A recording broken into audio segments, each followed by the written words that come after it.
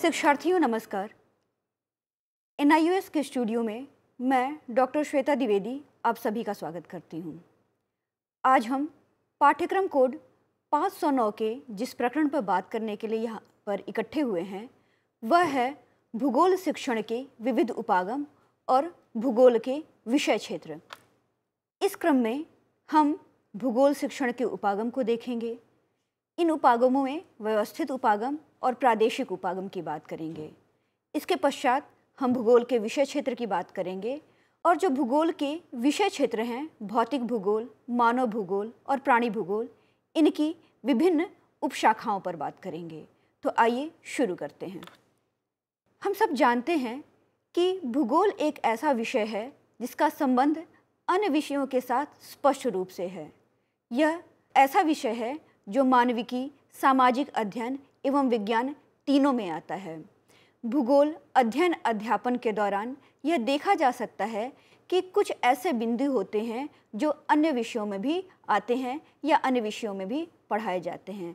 अगर इसको उदाहरण में हम देखें तो जो मनुष्य के उद्भव और उद्विकास का अध्ययन है जो हम भूगोल के अंतर्गत करते हैं वह नृविज्ञान के अंतर्गत आता है। इसी प्रकार से पौधों का अध्ययन भूगोल और वनस्पति विज्ञान दोनों के अंतर्गत किया जाता है। हम कह सकते हैं कि भूगोल एक मिश्रित या एकीकृत विज्ञान है और ज्ञान का संश्लेषण है। तो जैसा अभी हमने बात की कि भूगोल के जो विषय वस्तु हैं, जो क्षेत्र हैं, वो विभिन्न अन्य विषयों से मिलते हैं। तो भूगोल जो है अपना विषय वस्तु विज्ञान विषयों जैसे भूविज्ञान, मौसम विज्ञान, जीव विज्ञान, नृविज्ञान, शैल विज्ञान, वनस्पति विज्ञान, जल विज्ञान और सामाजिक विज्ञानों जैसे अर्थशास्त्र, जनसांख्यिकी, राजनीति शास्त्र, इतिहास, दर्शन शास्त्र, समाजशास्त्र और मानव शास्त्र जैसे विषयों से लेता है। इससे हम यह निष्कर्ष निकाल सकते हैं कि भूगोल का अध्ययन अंतर्विषयी और बहुविषयी है। प्रत्येक विषय का अध्ययन एक या अन्य उपागम के द्वारा किया जाता है, परंतु भूगोल के स्वरूप के आधार पर इसके दो उपागम हैं। तो उन उपागमों पर बात करते हैं। इसमें पहला उपागम है व्यवस्थित उपागम। तो व्यवस्थित उपागम में एक तथ्य का अध्ययन संपूर्ण रूप से किया जाता है। इसे सामयिक उपागम या दृष्टिकोण के रूप में भी जाना जाता है, जिसमें हम किसी विशेष क्षेत्र का विस्तृत एवं समग्र तरीके से अध्ययन करते हैं। यदि उदाहरण के रूप में देखें तो किसी को जलवायु का यदि अध्ययन करना है तो उससे संबंधित अवधारणाओं जैसे जलवायु के विभिन्न पहलू हो गए, जलवायु के प्रभावित करने वाले कारक हो गए या जलवायु के तत्व हुए, जलवायु के प्रकार होते हैं उन प्रकारों का, और जो विश्व में जो दुनिया में जलवायु क्षेत्र हैं इस क्रम में उनका अध्ययन किया जाएगा। जो दूसरा उपागम है उसे प्रादेशिक या क्षेत्रीय उपागम कहते हैं। प्रादेशिक उपागम में दुनिया को या विश्व को विभिन्न पदानुक्रमिक स्तरों पर विभिन्न प्रदेशों में विभाजित किया गया है और फिर उनमें से किसी एक विशेष क्षेत्र में सभी भौगोलिक घटनाओं का अध्ययन किया जाता है। ये जो प्रदेश हैं वो प्राकृतिक हो सकते हैं, वो राजनीतिक हो सकते हैं या नामी क्षेत्र हो सकते हैं। इस उपागम के अंतर्गत तथ्यों का जो अध्ययन है वह हम समग्र तरीके से करते हैं और तथ्यों से जुड़ी जो विविधताएं हैं उसमें एकता को खोजने का प्रयास करते हैं। हम इस चीज़ को एक उदाहरण के माध्यम से देखते हैं। जैसे कि हमें किसी प्रदेश के प्राकृतिक तथ्यों का अध्ययन करना है तो इसके लिए हम राज्य के सीमा और उसके विस्तार को, उसकी अवस्थिति, क्षेत्रफल, प्राकृतिक रचना और बनावट, जलवायु, प्राकृतिक वनस्पति, जीव जंतु, खनिज संपत्ति, वहाँ के जो रहने वाले लोग हैं उनके क्रियाकलाप और क्या वहाँ की भावी संभावनाएं हैं उनका अध्ययन करते हैं। तो इस अध्ययन में, इस क्रम में हम जिस उपागम का प्रयोग करते हैं उसे हम क्षेत्रीय उपागम या प्रादेशिक उपागम के रूप में जानते हैं। अब हम अगले बिंदु पे आते हैं भूगोल के विषय क्षेत्र पर। तो जैसा हमने इससे पहले बात की कि भूगोल जो है अपना विषय क्षेत्र विभिन्न विषयों से लेता है, विभिन्न विषयों के विषय क्षेत्र से इसका विषय क्षेत्र संबंधित है और हम यह देख सकते हैं कि भूगोल का जो विषय क्षेत्र है वो काफ़ी विशाल है, काफ़ी बड़ा विषय क्षेत्र है। भूगोल विषय का अध्ययन हम इसके जो विभिन्न शाखाएं हैं उनके माध्यम से करते हैं। ये शाखाएं जो हैं व्यवस्थित, क्षेत्रीय और वैज्ञानिक तीनों दृष्टिकोणों पर आधारित हैं और इन पर अभी हमने बात की है। वह शाखा जो प्राकृतिक विज्ञान से संबंधित है भूगोल की, उसे हम भौतिक भूगोल के रूप में जानते हैं, जबकि जो शाखा सामाजिक विज्ञान से संबंधित है उसे हम मानव भूगोल के रूप में जानते हैं। तो हम आइए भूगोल के विषय क्षेत्र पर बात करते हैं। तो तथ्यों की प्रकृति के अनुसार भूगोल के जो प्रमुख विषय क्षेत्र हैं वह हैं भौतिक भूगोल, मानव भूगोल और प्राणी भूगोल। जो भौतिक भूगोल हैं उसमें प्राकृतिक तथ्यों जैसे शैल हो, चट्टान, भूकंप, ज्वालामुखी, उच्चावच, संरचना, जलवायु, प्राकृतिक वनस्पति एवं जीव जंतु, वायुमंडलीय तथा सागरीय दशाओं का अध्ययन किया जाता है। अगर हम अध्ययन क्षेत्र के आधार पर देखें तो भौतिक भूगोल की 4 शाखाएं हैं। इसमें पहला है भू आकृति विज्ञान जो स्थल मंडल से संबंधित है, जलवायु विज्ञान जो वायुमंडल से संबंधित है, समुद्र विज्ञान जो जल मंडल से संबंधित है और जीव भूगोल जो कि जीव मंडल से संबंधित है। पर हम इसको और भी विस्तृत रूप में इसका अध्ययन अभी करेंगे। तो पहले हम जानते हैं कि भौतिक भूगोल है क्या। तो भौतिक भूगोल भौतिक परिघटनाओं की व्याख्या एवं अध्ययन करता है। इसके साथ ही यह भूगर्भ शास्त्र, मौसम विज्ञान, जंतु विज्ञान और रसायन शास्त्र से भी जुड़ा हुआ है।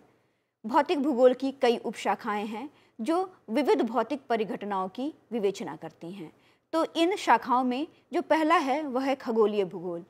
खगोलीय भूगोल जो है वह पार्थिव घटनाओं का अध्ययन करता है, जिसमें हम मुख्य रूप से पृथ्वी की सतह को लेते हैं और इसके साथ साथ सूर्य, चंद्रमा और सौर मंडल के विभिन्न ग्रहों को भी शामिल करते हैं। दूसरा है भू आकृति विज्ञान। यह पृथ्वी के स्थल रूपों का अध्ययन करता है।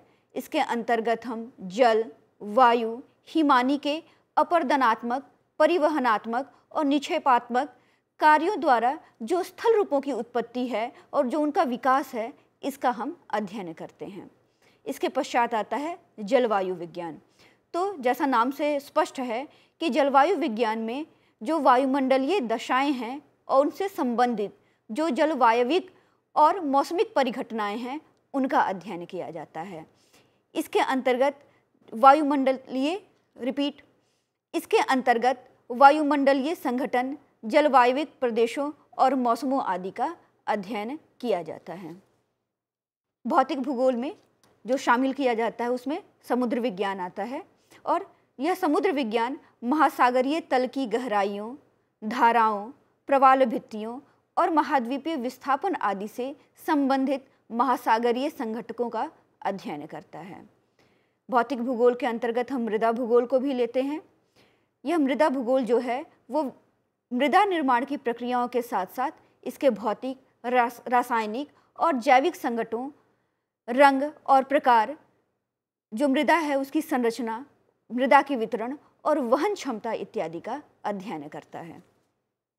इसी क्रम में हम भौतिक भूगोल में जैव भूगोल को भी शामिल करते हैं और यह स्थान की जैविक घटनाओं के अध्ययन से संबंधित है।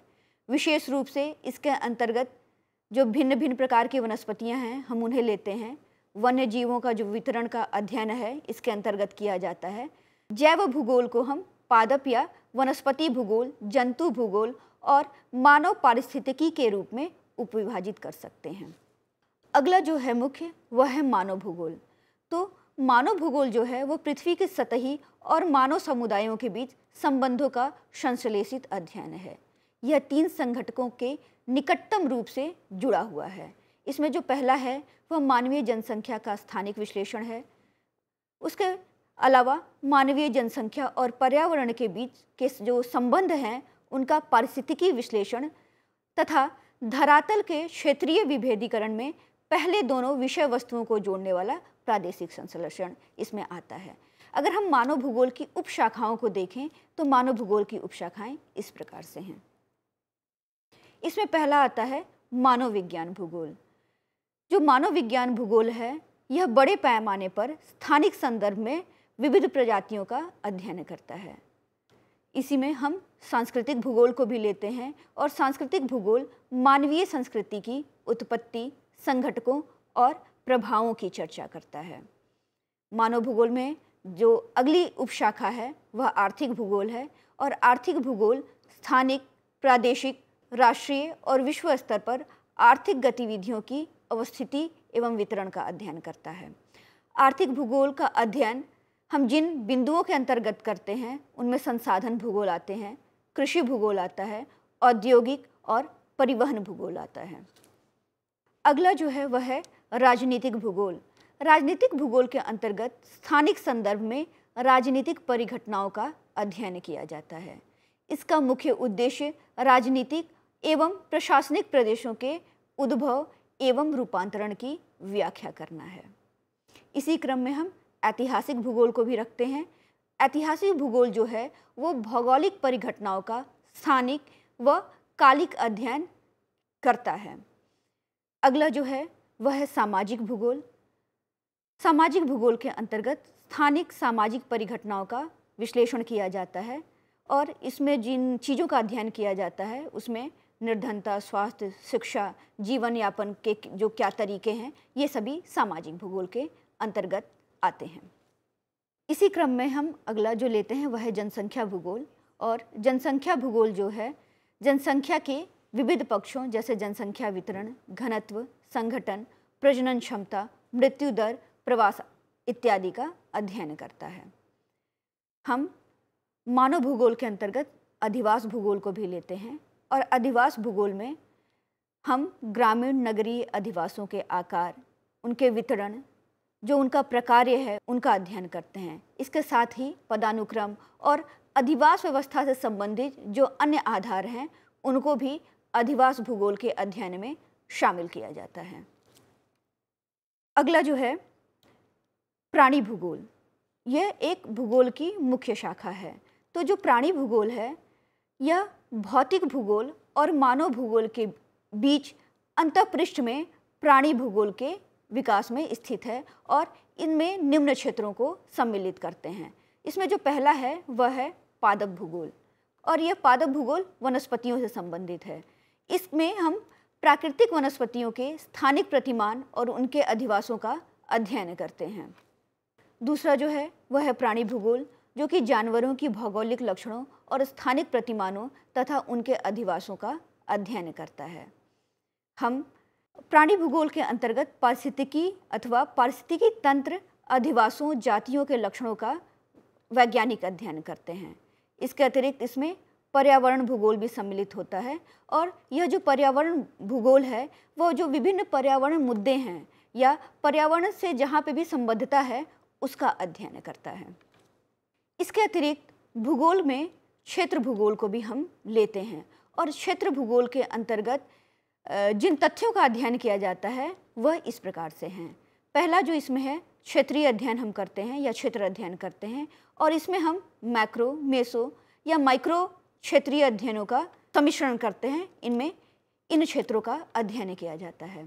इसके अतिरिक्त इसमें क्षेत्रीय योजना शामिल की जाती है जो देश, ग्राम या शहर के योजनाओं का मिश्रण होता है। इसके अतिरिक्त क्षेत्र भूगोल में क्षेत्रीय विकास का अध्ययन किया जाता है और इसके अंतर्गत क्षेत्रीय विश्लेषण भी किया जाता है। ये जो सारी प्रमुख शाखाएं हैं, इनके अलावा भूगोल के दो अन्य पहलू हैं और इन दो पहलुओं का अध्ययन मात्र भूगोल विषय में ही नहीं बल्कि जो हमारे प्रत्येक अनुशासन हैं उन सभी अनुशासनों में किया जाता है। तो इनमें से जो पहला है वह है दर्शन। हर विषय का एक अपना दर्शन होता है, उसी तरह से भूगोल का भी एक अपना दर्शन है। इस दर्शन के अंतर्गत हम भौगोलिक विचारों का अध्ययन करते हैं और भौगोलिक विचारों के साथ हम भूमि और मानव संपर्क या मानव पारिस्थितिकी से जो संबंधित चीज़ें हैं उनका भी इसके अंतर्गत अध्ययन करते हैं। और इसमें जो दूसरा पहलू है, जो दूसरी हम कह सकते हैं कि शाखा है, वह है विधियाँ और तकनीकें। और अन्य विषयों के भांति भूगोल के भी अपनी कुछ विधियाँ हैं, कुछ तकनीकें हैं जो हम भूगोल में उपयोग करते हैं। और इसमें जो है कार्टोग्राफी, भूगोल जो है उसकी कल्पना कार्टोग्राफी के बिना नहीं की जा सकती है। और आज के जो टेक्नोलॉजी का जो युग है उसमें कंप्यूटर कार्टोग्राफी, तो हम विधियाँ और तकनीकों में कार्टोग्राफी और कंप्यूटर कार्टोग्राफी का अध्ययन करते हैं। इसके अलावा जो है जो हमारी मात्रात्मक तकनीक है भूगोल की या जो हम सांख्यिकी तरीकों का उपयोग करते हैं भूगोल में, उनका अध्ययन करते हैं। साथ ही भूगोल सर्वेक्षण के बिना नहीं हो सकता है। भूगोल में हम फील्ड में जब तक सर्वे के लिए नहीं जाएंगे वो नहीं हो सकता है। तो हम फील्ड सर्वेक्षण के तरीकों के बारे में अध्ययन करते हैं और साथ ही आज के इस जो है तकनीकी के युग में भू सूचना विज्ञान ने काफ़ी प्रगति की है और इसके अंतर्गत हम रिमोट सेंसिंग हो गया, GIS हो गया या GPS हो गया, ग्लोबल इंफॉर्मेशन सिस्टम या ग्लोबल पोजीशनिंग सिस्टम, इन सब का हम अध्ययन करते हैं। तो इस प्रकार से आज हमने भूगोल के जो अध्ययन के विविध उपागम हैं और भूगोल के जो विषय क्षेत्र हैं उनके बारे में बात की। भूगोल के जो उपागम है उसमें हमने व्यवस्थित उपागम की बात की और प्रादेशिक उपागम की बात की। साथ ही भूगोल के जो विषय क्षेत्र हैं उनमें मुख्य रूप से भौतिक, मानव और प्राणी भूगोल का अध्ययन किया जाता है। हमने उन तीनों के बारे में आज यहाँ पे चर्चा की। भौतिक भूगोल की जो विभिन्न उपशाखाएं हैं उनके बारे में बात की, जो मानव भूगोल है उनकी जो उपशाखाएं हैं उनके विषय में बात की और प्राणी भूगोल के जो विभिन्न क्षेत्र हैं उनके बारे में हमने बात की। हमने यह देखा कि भौतिक भूगोल के अंतर्गत जो प्राकृतिक तथ्य हैं जैसे कि भूकंप, ज्वालामुखी, शैल, उच्चावच पृथ्वी का, संरचना पृथ्वी की, जलवायु, प्राकृतिक वनस्पतियाँ जो हैं हमारी, साथ ही हमारा जो जीव जंतु जगत है। इसके अतिरिक्त हम भूगोल के अंतर्गत वायुमंडल को और जलमंडल को भी शामिल करते हैं। तो भौतिक भूगोल के अंतर्गत इन सारी चीज़ों का अध्ययन किया जाता है। वहीं पर अगर हम मानव भूगोल को देखें तो उसके अंतर्गत पृथ्वी की सतहों और मानव समुदाय के बीच जो संबंध है उन संबंधों का संश्लेषित अध्ययन हम करते हैं। और जो प्राणी भूगोल है, प्राणी भूगोल का विकास जो भौतिक भूगोल और मानव भूगोल है उसके बीच में अंतःपृष्ठ से हुआ है, तो इसके विषय में भी हमने बात की। आज की इस चर्चा में बस इतना ही। पुनः हम एक और चर्चा में मिलेंगे। धन्यवाद।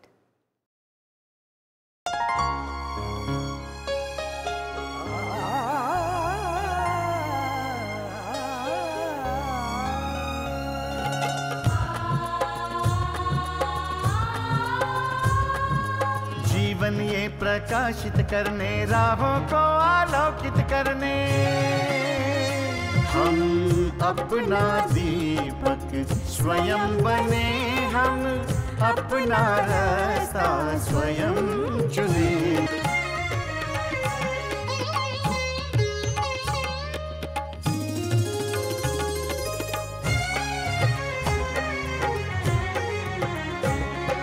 धन साधन समय की सीमा से विद्यालय जो मुक्त हो, धन साधन समय की सीमा से विद्यालय जो मुक्त हो। कभी पढ़े हम कहीं पढ़े, वे विषय की लोच से युक्त हो। मित्रों हम उठे और जागे, मंजिल आने की ध्वनि सुने, हम अपना दीपक स्वयं बने, हम अपना रास्ता स्वयं चुने। कोई मन चाहा केंद्र चुने,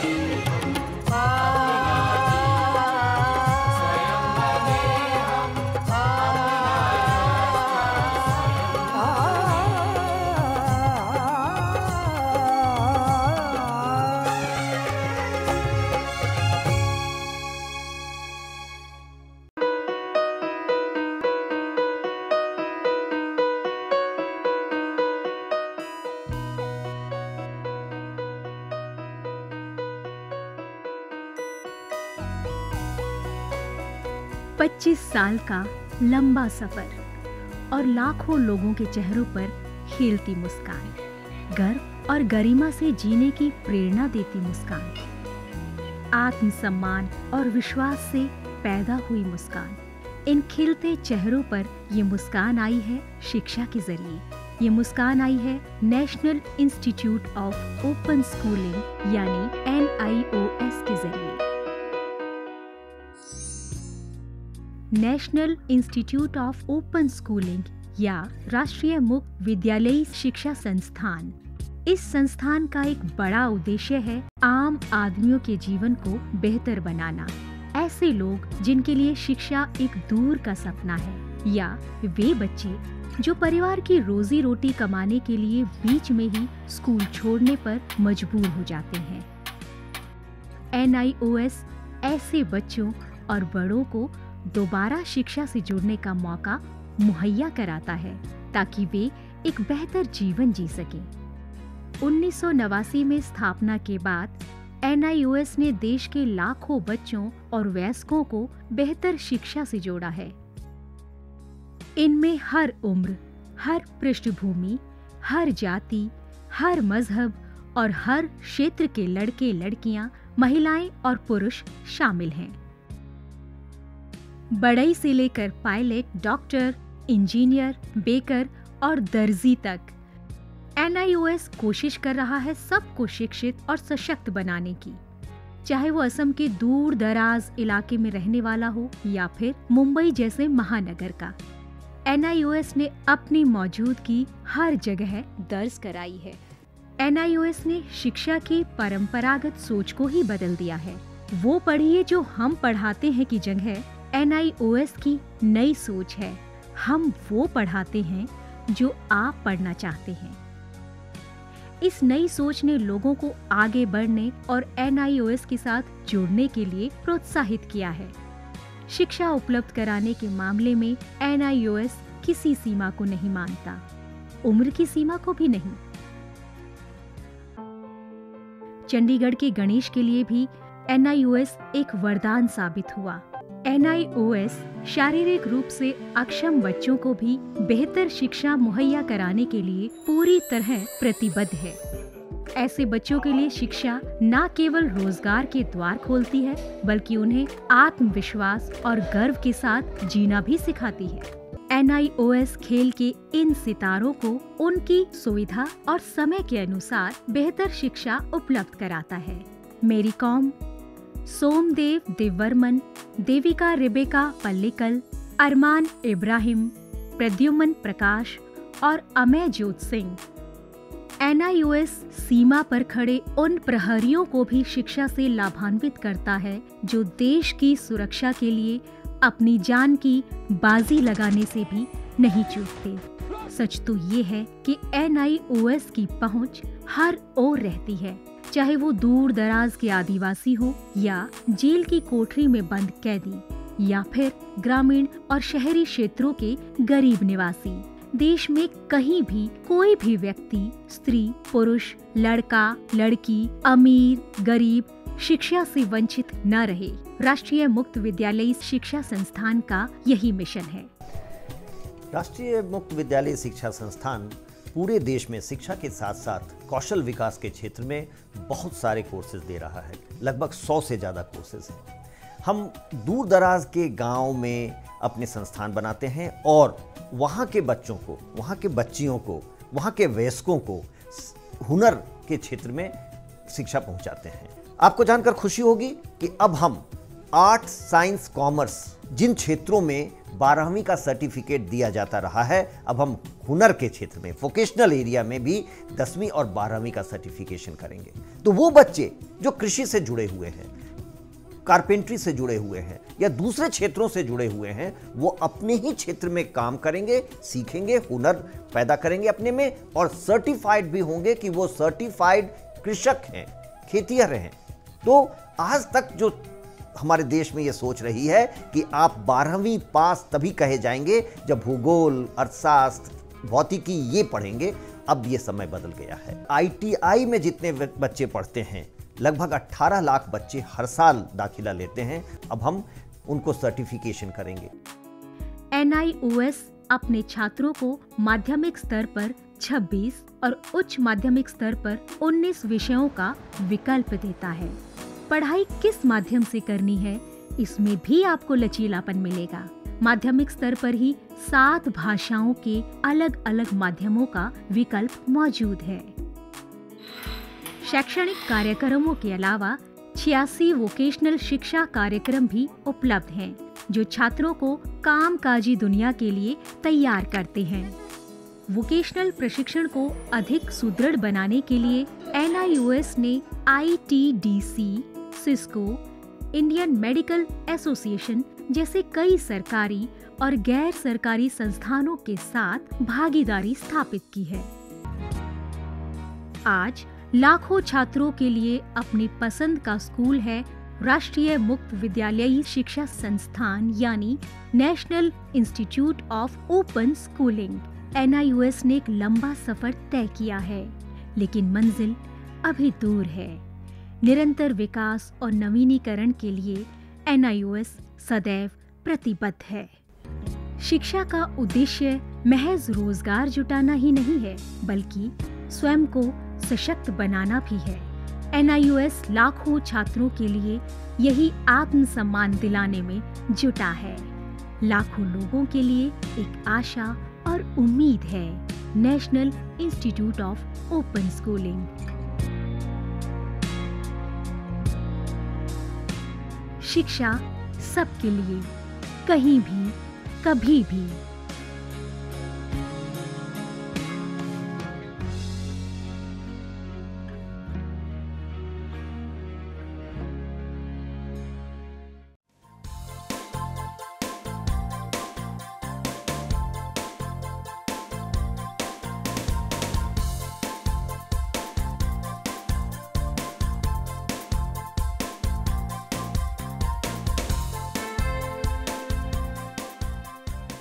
घर बैठे पाएं राष्ट्रीय मुक्त विद्यालयी शिक्षा संस्थान यानी NIOS में एडमिशन, वो भी एकदम आसान तरीके से, जिससे शिक्षार्थियों को होगी समय और धन दोनों की बचत। NIOS से शिक्षा कभी भी, कहीं भी। शिक्षार्थियों, क्या आप जानते हैं NIOS में एडमिशन लेने का सरल और सुगम तरीका, जिससे शिक्षार्थियों को ऑनलाइन प्रवेश लेने में सहूलियत मिलती है। NIOS में प्रवेश की प्रक्रिया पूर्णतया ऑनलाइन है। शिक्षार्थी घर बैठे इंटरनेट द्वारा प्रवेश के लिए सबसे पहले NIOS की वेबसाइट www.nios.ac.in पर लॉगिन करें। अपना ईमेल आईडी और पासवर्ड डालकर अपना पंजीकरण करें। पंजीकरण के बाद लॉगिन करने पर ऑनलाइन प्रवेश हेतु आवेदन पत्र खुलेगा। आवेदन पत्र को निर्देशानुसार भरें और प्रिंट आउट लें। इस प्रिंट आउट पर अपनी फोटो संलग्न करें। ऑनलाइन प्रवेश के लिए शुल्क हेतु भुगतान के तरीके हैं। क्रेडिट कार्ड के द्वारा, डेबिट कार्ड के द्वारा, राष्ट्रीयकृत बैंक के ड्राफ्ट के माध्यम से, जो कि सचिव NIOS नई दिल्ली या नोएडा के पक्ष में देय हो।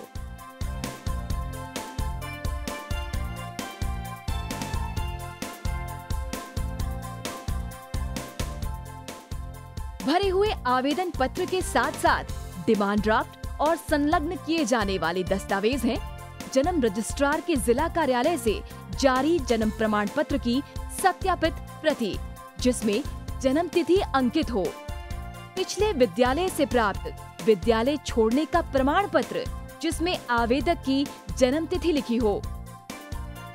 प्रवेश फॉर्म का प्रिंट आउट NIOS के संबद्ध क्षेत्रीय केंद्रों पर 10 दिनों में पहुंच जाना चाहिए, अन्यथा उचित दस्तावेज न लगे होने पर आवेदन फॉर्म रद्द किया जा सकता है। प्रवेश प्रक्रिया की पुष्टि होने के बाद शिक्षार्थियों को परिचय पत्र व अध्ययन सामग्री डाक द्वारा तुरंत पहुंचाई जाती है। ऑनलाइन प्रवेश एक बहुत ही सुगम और सुविधाजनक प्रवेश प्रणाली है। Online on time for safe and secure admission.